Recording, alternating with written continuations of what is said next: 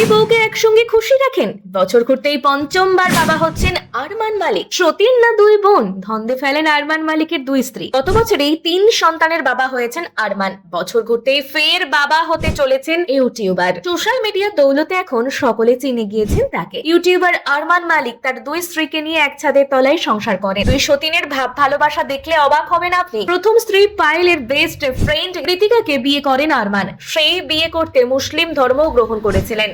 আপাতত এই ত্রয়ীর 4 সন্তান। এবার নাকি পঞ্চমবার বাবা হতে চলেছেন আরমান। সোশ্যাল মিডিয়ায় চর্চা তেমনই। সম্প্রতি নিজের 3 সন্তানের ধুমধাম করে প্রথম জন্মদিন সেলিব্রেট করেছেন আরমান। আরমান এবং পায়েলের একটি পুত্র সন্তান রয়েছে। এরপর একসঙ্গে অন্তঃসত্ত্বা হন পায়েল এবং কৃতিকা। গত বছর পায়েল যমজ সন্তানের জন্ম দেন। বলু অর্থাৎ কৃতিকা এক পুত্র সন্তানের জন্ম দেন।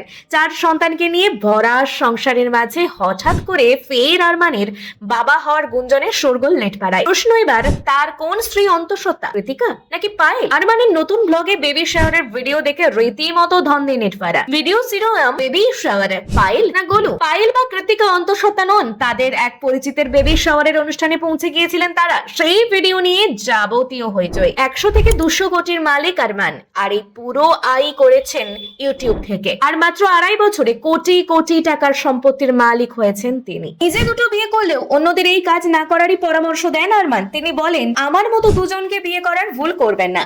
সবাই আমার বউদের মতো ভালো নয়। 2011 সালে আরমানের বিয়ে হয়েছিল পায়েলের সঙ্গে। জন্ম হয়েছিল তাদের প্রথম সন্তান চিরায়ু মালিকের। তবে বউ পায়েলের বান্ধবীকে দ্বিতীয় বিয়ে করেন আরমান, আর সেটা পায়েলকে ডিভোর্স না দিয়েই। 2018 সালে বিয়ে হয়েছিল কৃতিকা আর আরমানের। দুই বউকে একসঙ্গে রাখার জন্য হিন্দু থেকে মুসলিম হয়ে যান আরমান।